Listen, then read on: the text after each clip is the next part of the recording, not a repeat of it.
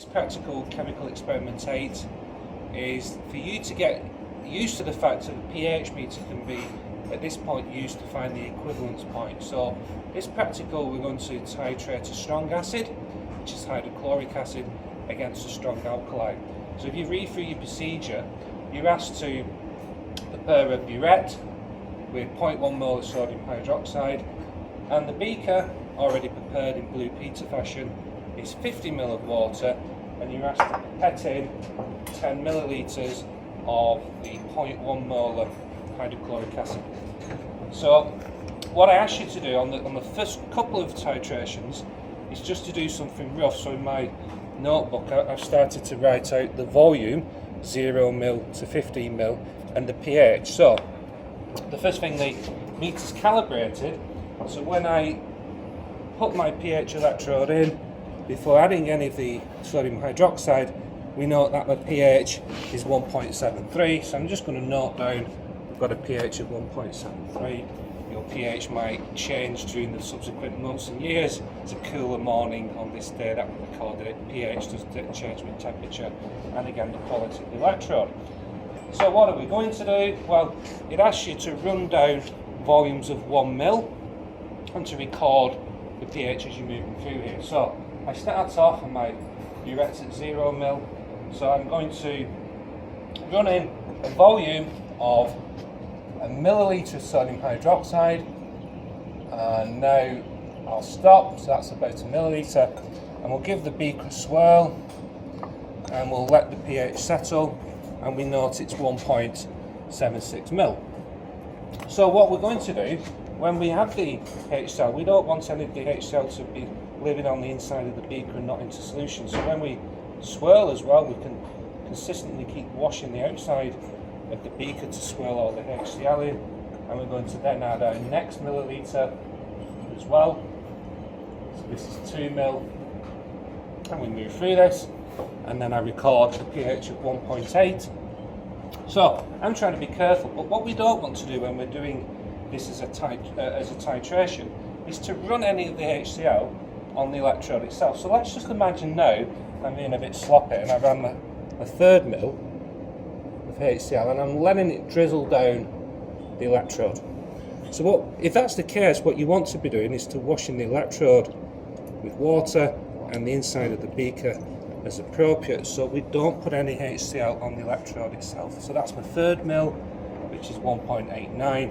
So it asks you to run down quickly in 0.1 ml intervals 15 ml. So I'm going to be super speedy here, and I'm just going to now take a great big pump. You shouldn't do this, you should go to 4 ml and record. So I'm now going to move down exactly down to 10 ml quickly.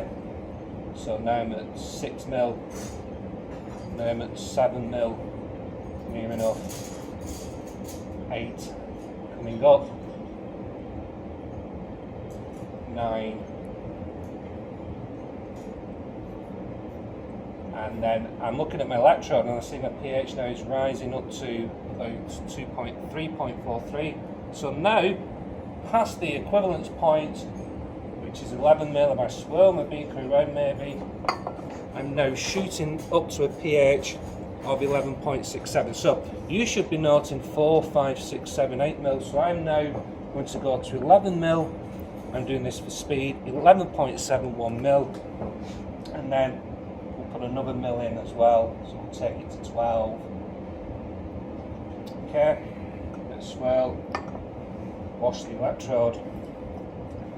We're now at 11.96 ml. So we now need to repeat this again, but it asks you then, as a third part of this part 1, is to record the pH very accurately for equivalence points. So what I'm going to do, if I wanted to swap my beaker over, I need to consider the fact that my electrode needs rinsing and washing before it's moved to the next beaker. So I'll shake it, tap the excess water off.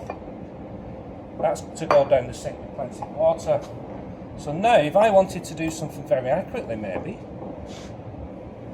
and it asks you to do this for maybe a third titra, it says run 0 to 9 ml and then do 0.1 intervals. So I'm going to start off, my pH is 2.07.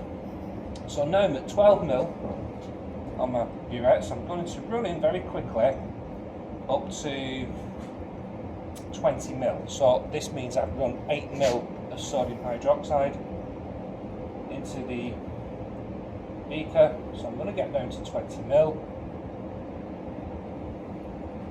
Andrew's doing a fantastic job here waiting for me while we get down to 20 mil, giggling away. So we get to 20 mil. Nearly getting there. Look at my electrode. My electrode is still at the pH of 1.8. That should be, because we've not approached equivalence point. So then I'm at 20 mil. There we go. And I'll stop. Give my beaker a swirl. Rinse round the inside of the beaker. Wash the electrode as appropriate. Then just take a step. Sit down, comfortable with this. I'm now going to go in 0.1 mil intervals. So when you're using a burette, should you rotate the key around 180 degrees, so I'm going to hold my hand here and maybe Andrew on the other side. If we rotate the key 180 degrees, a drop comes down, and a drop is calibrated to be 0.1 mil. So now, at 8.1 mil, I can now add my 0.1 mil, record the pH, which is 2.40. I can add the next 0.1 mil, swirl, record the pH, which is 2.44. I can now add my next 0.1 mil, swirl, rinse the inside of the beaker and the electrode. I've now gone up to pH 2.50. So by adding 0.1 mil increments, 8.1, 8.2, 8.3, we'll see the pH start to rise towards 7, and you have to record the pH, as I think it says in the manual, up until an end point of 9 to 10. So do it very incrementally in 0.1 intervals by the following. The key, the quick rotation by 180 degrees, adds a drop, give the beaker a swirl, wash the inside of the solution into the beaker, record the pH. That's today's practical. There's a video file. Thank you very much.